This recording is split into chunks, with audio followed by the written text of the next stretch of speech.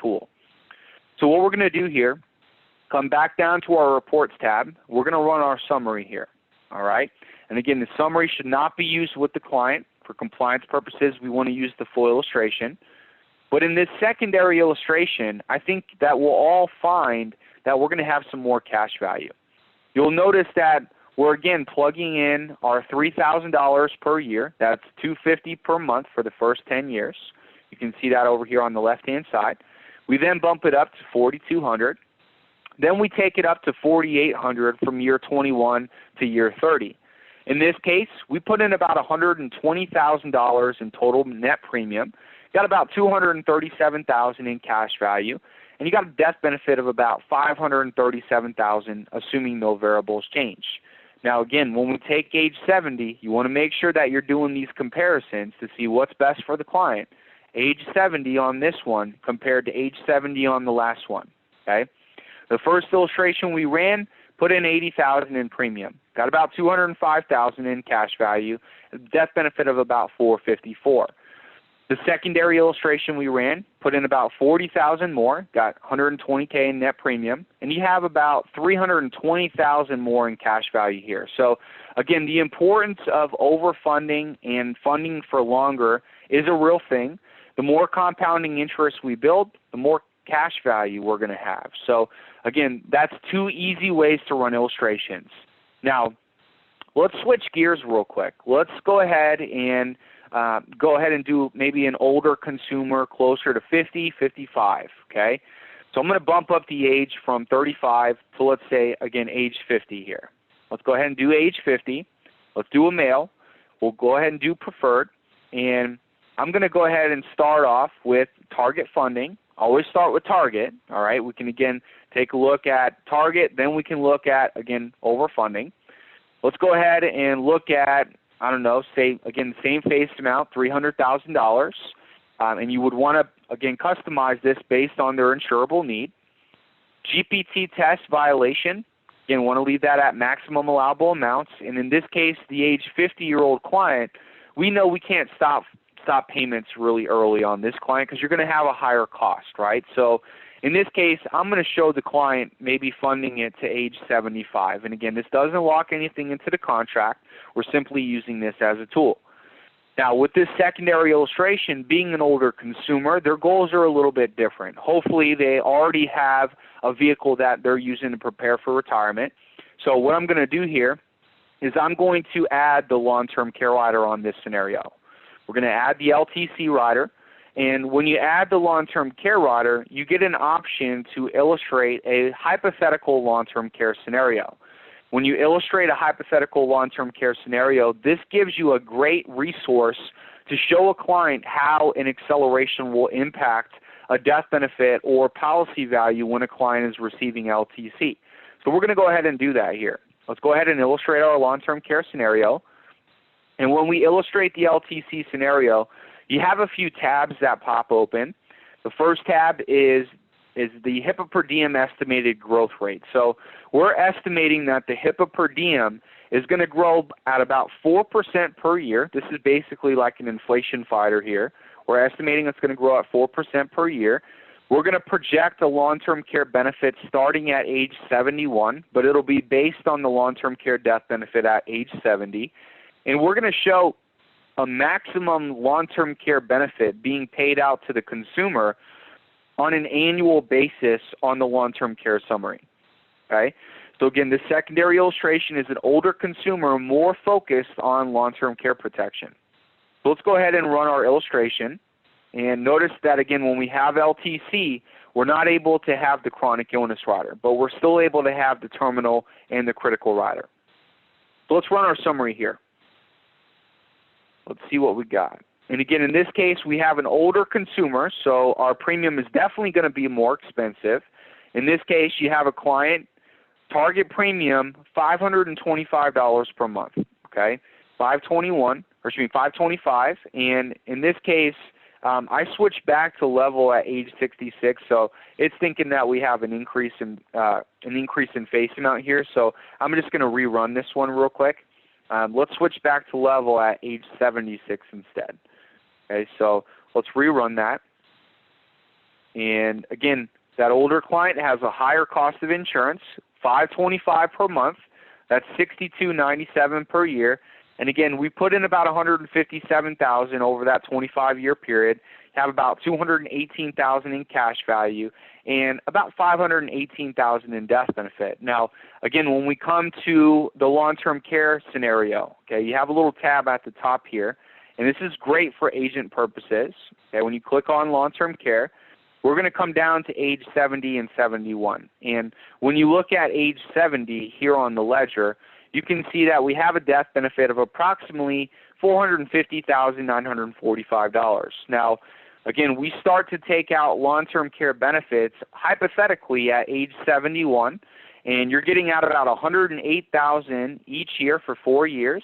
And then the final year, you're getting out about $18,785. Now, remember that as the client is using long-term care benefits, it's going to reduce the policy value and your surrender value as well as your death benefit dollar for dollar. Okay, very important to understand that.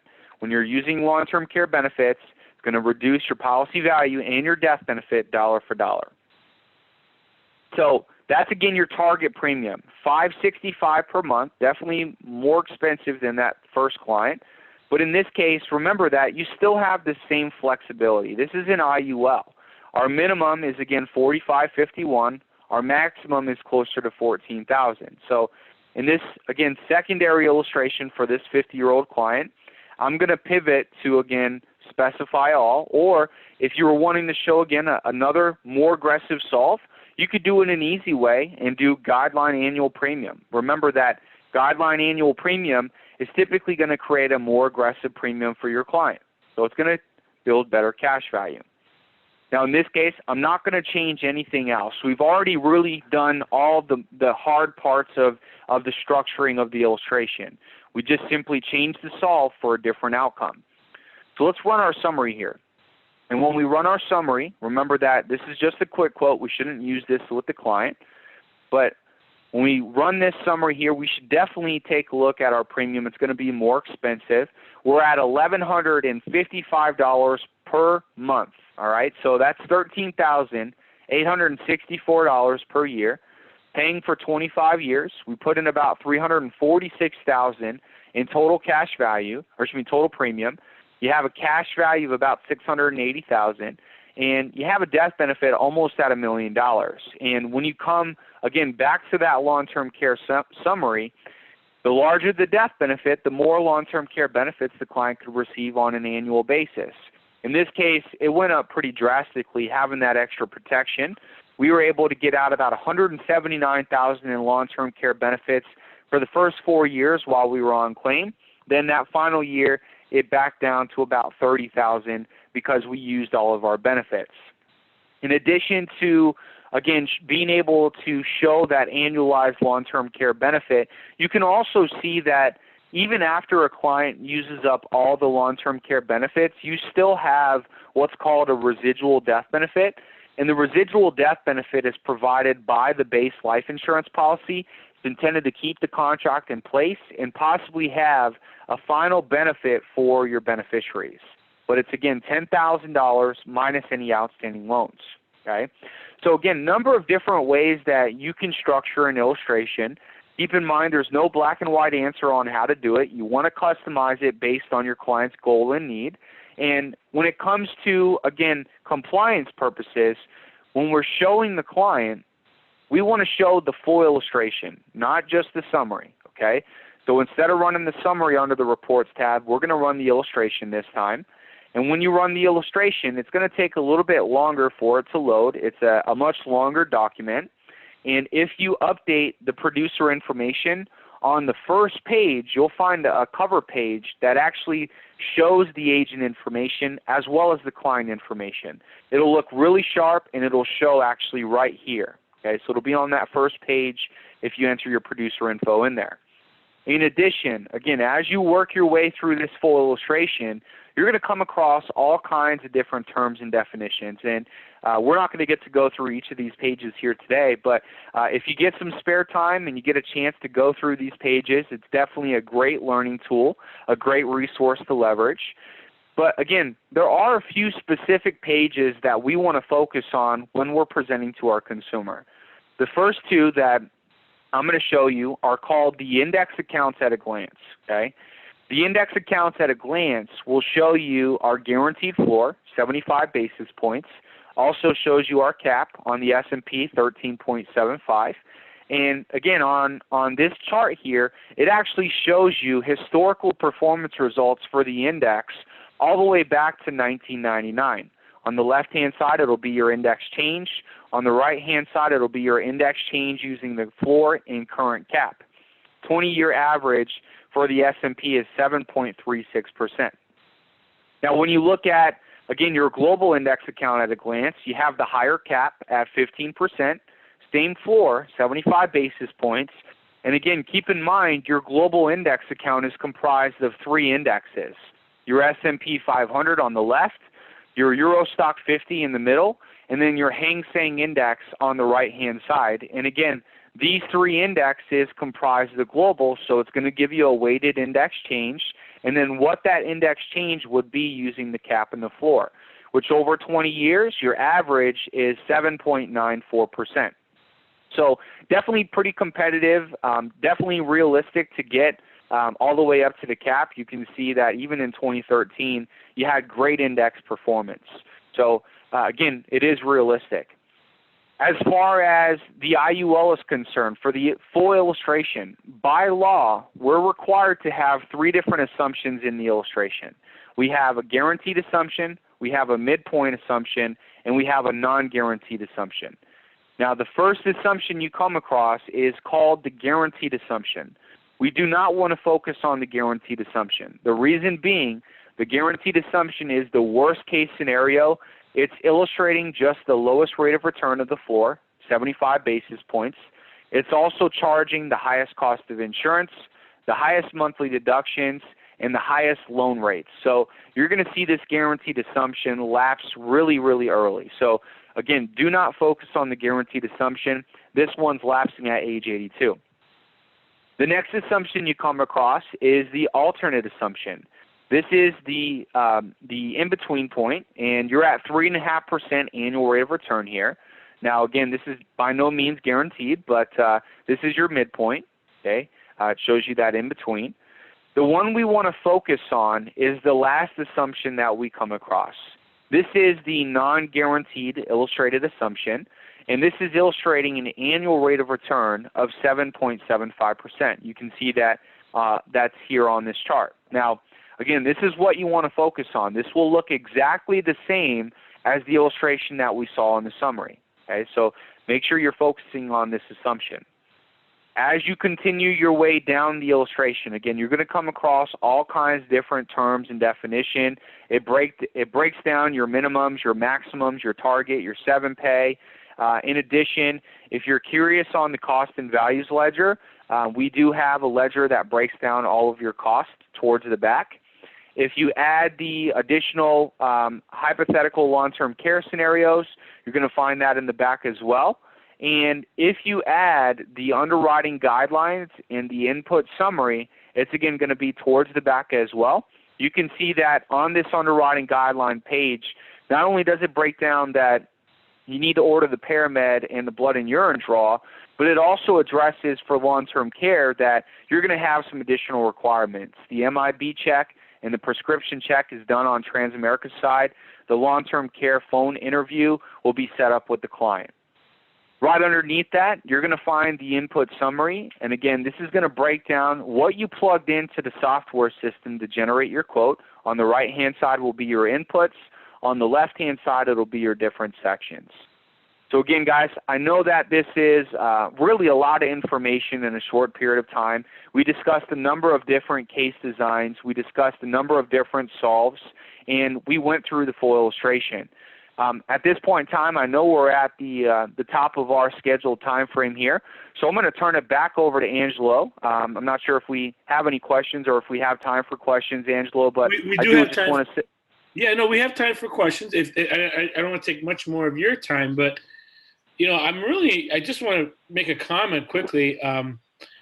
First, I mean, this is really good. I mean, this is very thorough, and there's really a lot of weapons here that you can use, for lack of a better word, when you're sitting with somebody, to have all these different tools to be able to show and really bring out the value and show. What really struck me is just a little bit more premium has a profound impact on the cash value. It's not even proportional, and the one example where they put a little bit more in, it just made such a huge difference. And I think all along the board, being able to show the returns versus the historical versus what we're actually illustrating, we really can manage expectations very well with this. And I'll tell you one thing that is very unique. He mentioned it earlier. Having an increasing long-term care benefit is very unusual. I run into a lot of customers who are maybe in their 40s and 50s, and the premium can kind of get a little expensive on the long-term care. And so by having an increasing ability to to add that feature, that's a way for a client to be able to kind of buy up more coverage without increasing their premium over time. So that's kind of a unique feature of what you guys offer. So really wanted to point out those two things. Sounds like you wanted to make another comment, but if any of you have a question, you just have to unmute yourself, and then you can ask Eric directly, or you can do it through the chat feature. Go ahead, Eric. Yeah, Angelo, just one more point I wanted to make, and I think you really kind of hit the nail right on the head, is, that extra, few dollars that you're putting in on a monthly basis, it really goes a long way to build up that extra cash value and secure that financial future. Also, just to add on to the index accounts at a glance story, I mean, you saw the averages with the S&P and the global, but I also want to point out that we have a very competitive minimum and maximum 25-year compounding average annual rates of return. In fact, all IUL providers have to have this in the illustration. So when you're doing your comparisons with other competitors, take a look at the minimum and maximum. Again, I think you'll find Transamerica to be very competitive in that sense. The minimum over that 25-year period, worst case, was 4.99%. And our max is at 10.32 during that period. So 7.75% is doable. Again, that's not going to happen in every year. We can't predict how the index is going to perform, but over time, the power of the floor and, again, that growth potential can really move some big mountains for consumers. But, yeah, again, Angelo, I mean, if we have any questions, I'd love to take any if you have any. As Angelo mentioned, please feel free to take yourself off mute and ask.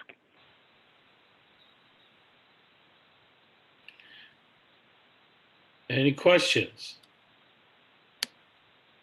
Anything through the chat? If we wanted to reach you, Eric, you may have already said it, but maybe one last time. The easiest way to reach you if I needed help putting together a case?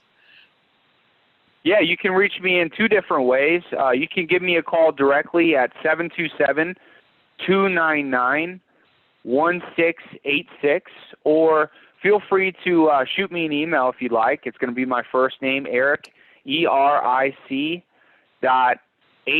.HAHN @transamerica.com. And again, as Angelo mentioned, if you need help with case design, you want to set up a one-on-one training, I'm here to be a resource and a partner. So again, don't hesitate to reach out. We have a question from Veronica Pazaran. Do you recommend a 7-pay or overfund monthly?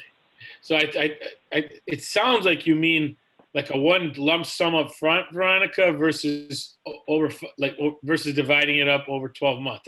That seems. I hope that's what you're asking. Yeah. So Veronica, if you could maybe take yourself off mute and hop on, we can kind of walk through it. But 7-pay and overfunding, they're both considered aggressive funding strategies on an IUL. So again, really depends on what your minimums and your maximums are, and use that illustration software. Use your summary to determine where those minimums and their maximums are. But really, in the bottom line, I guess, is the more you can put into the policy up to those maximums, the more cash value you're going to be building. Just like, if you were driving your vehicle up to the gas station, the more gas you put into your gas tank, the longer that vehicle's going to be able to drive on the interstate. So So yes, I definitely recommend overfunding, but only for realistic expectations on the client's budget. I hope that helps. Yes, could you hear me? Yes. Yes, now I can. Yes, good evening. The reason that I was asking which is better is for the comment when you were running the illustration on the monthly, you said it would get more performance or Well, I was as opposed saying to that. like the one. Well, I was saying, the more aggressive you fund the policy, let's say you're doing target on one, right? Target premium is typically considered a lower aggressive type of premium compared to like a guideline annual premium or perhaps a 7-pay premium. So if you're doing a guideline annual or a 7-pay premium payment compared to a target, on the guideline or the 7-pay, you're going to be building better cash value compared to target. It doesn't necessarily change the performance of the IUL itself. You still have the same inner mechanics, the same foundation, the same chassis as you would, but you're giving yourself an opportunity to build more excess interest off of the more fuel in your tank. Does that make sense? That makes sense. Thank you. You got it. Great question. All right. Any other questions from anyone? Well, Eric, we appreciate you. I learned a lot, and I really, I haven't dug into the software. I feel like you learn your little routine on the software, and you kind of go to it. But you've really done a lot. You've added a lot. There's really a lot to learn, and you don't have to use all the tools. But I think it's important for all of you that are on here to get on the software, practice, put your spouse in, put your cousin in, put your mom in, try different stuff, mess around with the numbers. The best way to learn is just to, I would spend hours and hours and hours running illustrations just because I wanted to learn it, because when you're sitting with the client, if you can navigate quickly, be able to set up different scenarios, you can preset all this up in advance. So if you're brand new and you're like, hey, I wouldn't be able to know how to do this. Okay, that's fine. But you can actually work with someone like Eric or one of your trainers, and they could actually show you and have all this done in advance, and you could actually go in with everything already done, and then you just show the numbers. Or once you get more advanced, you can actually tweak it while you're with the client. So there's pros and cons to both. But